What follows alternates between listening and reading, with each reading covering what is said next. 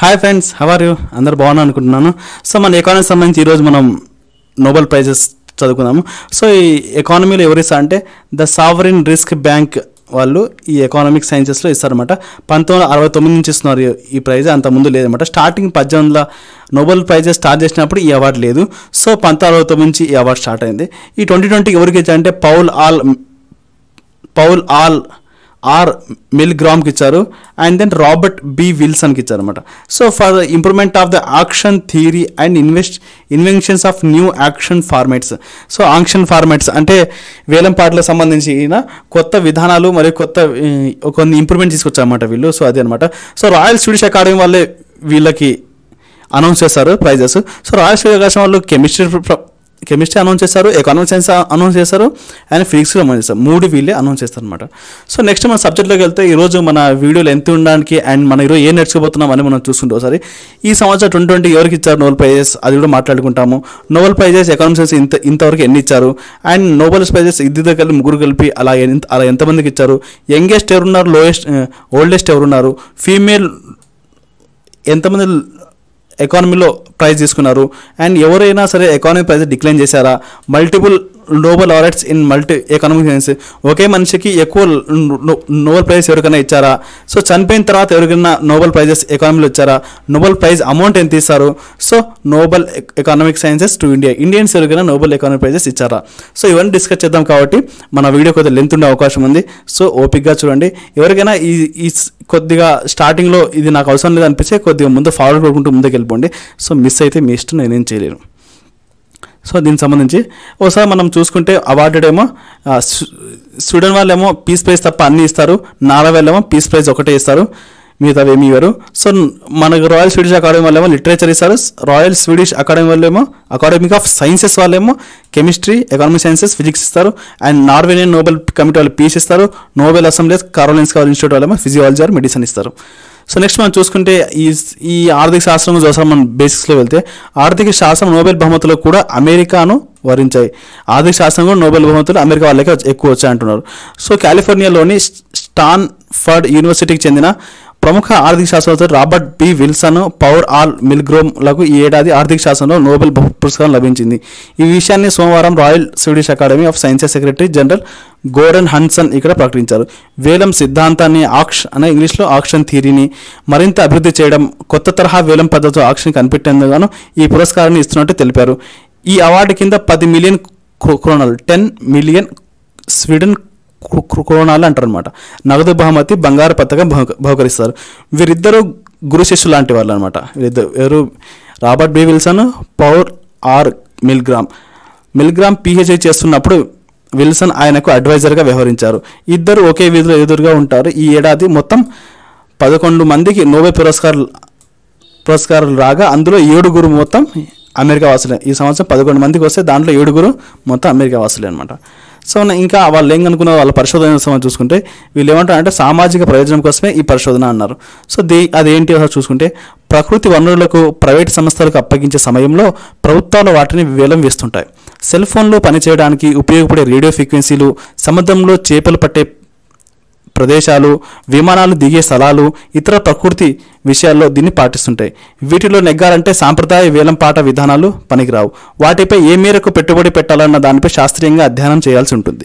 వేలం సిద్ధాంతం అనగా యాక్షన్ థియరీ ఆధారంగా అంచనాలు వేస్తారు. ఇందులో 3 అంశాలను పరిగణలోకి తీసుకుంటారు. 1 వేలం నిబంధనలు ఏమిటి, ఇది బహిరంగమా రహస్యమా, ఎన్నిసార్లు వేలంలో పాల్గొనవచ్చు, ఇవి అన్నమాట. విజేత 2వ స్థానంలో ఉండడానికి ఎంత డబ్బు పెట్టాల్సి ఉంటుంది. 2వది వేలం పెట్టే వాస్తవ విలువను ఒక్కొక్కరు ఎలా అంచనా వేస్తారు, అందరూ ఒకేలా చూస్తారా లేదంటే తేడాలు ఉంటాయా. 3వది అనిశ్చిత పరిస్థితులు ఎలా ఉంటాయి, వేలానికి వచ్చిన వారి దగ్గర ఇందుకు ఉన్న సమాచారం ఏమిటి, దీని ఆధారంగా ఎంత పెట్టవచ్చు అన్న దానిపై ఆయా వేలం పాటదారులు తుది విలువను నిర్ణయించుకుంటారు. ఈ విషయం ఇప్పటికే ఉన్న సిద్ధాంతాలు, నమూనాలను వీరు విస్తృతపరిచారు. ఈ విషయం ఇప్పటికే ఉంది, దాన్ని ఇంకా విస్తృతపరచమంట. గరిష్ట ఆదాయం పొందడానికి కాకుండా అధిక సామాజిక ప్రయోజనం కలిగేలా నమూనాలను రూపొందించారు వీళ్ళు. 1994లో రేడియో ఫ్రీక్వెన్సీలు వేలం వేసినప్పుడు అమెరికా ప్రభుత్వం ఈ సూత్రాలను అమలు చేసింది. ఆ తర్వాత వివిధ దేశాలు కూడా వీటిని పాటిస్తున్నాయి. ఆన్లైన్ ప్రకటనల విషయంలో గూగుల్ దీన్నే అనుసరిస్తుంది. ప్రపంచం మొత్తం మీద అమ్మకందారులు కొనుగోలుదారులు పన్ను చెల్లింపుదారులకు మేలు కలిగించాయని స్వీడిష్ అకాడమీ ప్రశంసించింది వీళ్ళకి. సో ఇవన్నీ యూజ్ అవుతున్న మనకి డైలీ లైఫ్ అని వాళ్ళకి ప్రశంసించింది అనమాట. సో విలువను ఎలా కనుగొంటారో ఒకసారి మనం చూసుకుంటే పాటాదారులు తొలుత వేలం పాటకు సంబంధించిన నిబంధనలు చివరి ధరను అంచనా వేసి వేలం నమూనాను రూపొందించుకోవాలి. ఇది సంక్లిష్టమైన వ్యవహారం, ఎందుకంటే ఎదుటివారి వ్యూహం ఏమిటన్నది తెలియదు. వారు కూడా అందుబాటులో ఉన్న సమాచారం ఆధారంగానే ఎత్తుగడలను రూపొందించుకుంటాయి. వీటిని అంచనా వేయడానికి వేలం సిద్ధాంతం అనగా ఆక్షన్ థియరీ సూత్రాలను ఉపకరిస్తాయి. చివరి ధర ఎంత పెట్టవచ్చు అనే విషయమై తొలుత ఆ వస్తువు నమూనా విలువ కనుక్కోవాలి. దాదాపుగా ఇది వేలంలో పాల్గొనే వారందరికీ ఒకేలా ఉంటుంది. ఆ వస్తువు విలువ ఏంటి, భవిష్యత్తు ఎలా ఉంటుందనే దాన్ని పరిగణలో తీసుకునేది వేలంలో చెప్పాల్సిన ధరను నిర్ణయించుకోవాల్సి ఉంటుంది. హేతుబద్ధంగా ఆలోచించేవారు ఈ కామన్ వాల్యూకు తక్కువగా తమ వేలం ధర ఉండేలా చూసుకుంటారు. కామన్ వాల్యూను కనుక్కోవడం వేలం పాటదారుల నైపుణ్యంపై ఆధారపడి ఉంటుంది. లేకుంటే అది విజేత శాపం అనే విన్నర్స్ కర్స్ అవుతుంది. ఎక్కువ మొత్తాన్ని చెల్లించి అధికంగా నష్టపోవాల్సి ఉంటుంది. దీనికి భయపడే సక్రమంగా అంచనాలు వేసుకున్న వారు కూడా తాము అనుకున్న దానికన్నా కొంచెం తక్కువ మొత్తానికే బిడ్ వేస్తారు. వీటన్నిటినీ లెక్క వేసుకొని సరైన ఫార్మాట్ రూపొందించుకోవడమే విల్సన్ యొక్క పరిశోధన అంశం. సో ఒక్కసారి మీకు అర్థం కాకుండా పాస్ చేసుకుని మొత్తం చదివినా సరే మీకు అర్థమైపోతుంది. పక్కవారి అంచనాలను మనం ఎలా అంచనా వేస్తామన్నమాట. పాల్ మిల్గ్రామ్ తన పరిశోధనలో కామన్ వాల్యూతో పాటు ఆయా పాటాదారులు వ్యక్తిగత నిర్ణయించుకునే ధరల ఆధారంగా విశ్లేషణ జరిపారు. ఈ ధరలకు ప్రైవేట్ వాల్యూ అంటారు. ఇది ఒక్కొక్కరికి ఒక్కో విధంగా ఉంటుంది. వీటిని సరిగ్గా అంచనా వేయగలిగితే అమ్మకందారులకు ప్రయోజనకరంగా ఉంటుంది. వేలం పాటదారులు వివిధ సందర్భాల్లో ఎలా వ్యవహరించాలన్న దానిపై అధ్యయనం చేసి దీన్ని గణిస్తారు. దీని ఆధారంగా వేలం పాటదారులు కూడా ప్రత్యర్థి అంచనాలు ఎలా ఉన్నాయని లెక్క కట్టే వీలుంది. దీనికి ఆయన కొత్త సిద్ధాంతాన్ని రూపొందించారు. సో ఇదనమాట. సో ఇప్పుడు దాకా మనం చదివాం నోబెల్ ఎకనామిక్ సైన్సెస్లో ఇప్పుడు ఎన్ని ప్రైజెస్ ఎవరికి వచ్చారు చూసుకుంటే 52 నోబెల్ ప్రైజెస్ ఎకనామిక్ ప్రైజెస్ ప్రతి సంవత్సరం 1969 నుంచి ఇస్తూనే ఉన్నారు. సో ఎక్కడ కూడా పెండింగ్ పడలేదు, కంటిన్యూ ఇస్తూనే ఉన్నారు. 25 నోబెల్ ప్రైజెస్ ఒకరికి అంటే 1 లారెట్స్కి మాత్రమే ఇచ్చారు, అంటే ఒక్కొక్కరికి ఇచ్చుకుంటూ వచ్చారు. 19 ఏమో ఇద్దరు షేర్ చేసుకున్నారు, 7 ఏమో ముగ్గురు షేర్ చేసుకున్నారు. ఓకే, ఇప్పటిదాకా 86 అవార్డులు ఇచ్చారు 1969 నుంచి 2020 వరకు. ఎక్కడ కూడా పెండింగ్ ఏం పడలేదు, ఎక్కడ కూడా ఆపలేదు. ఎకానమీలో యంగెస్ట్ ఎవరు చూసుకుంటే ఈస్థర్ డఫ్లో అనేవాడు యంగెస్ట్ పర్సన్, 46 ఇయర్స్కి తీసుకున్నారు. ఓల్డెస్ట్ పర్సన్ ఎవరని చూసుకుంటే లియోనైడ్ హుర్కిజ్ అనమాట. సో ఫీమేల్ ఆర్టిస్ట్కి ఎవరికైనా వచ్చిందంటే ఫస్ట్ ఎలినార్ ఒత్సమ్ ఇన్ 2009లో వచ్చింది, అండ్ ఎస్థర్ డఫ్లోకి 2019లో వచ్చింది. ఓకే, ఈ ఎస్థర్ డఫ్లోనే ఈమెనే అతి తక్కువ వయసు కలిగిన ఆమె, youngest. Okay, multiple laureates economic sciences. So ఎవరికి కూడా ఒక మనిషికి 2 ఎకానమీలో 2 ప్రైజ్ ఎవరికి రాలేదు ఇప్పుడు దాకా. సో పోస్టమస్ అంటే చనిపోయిన తర్వాత ఎవరికైనా ఇచ్చారంటే ఎవరికి ఇవ్వలేదు.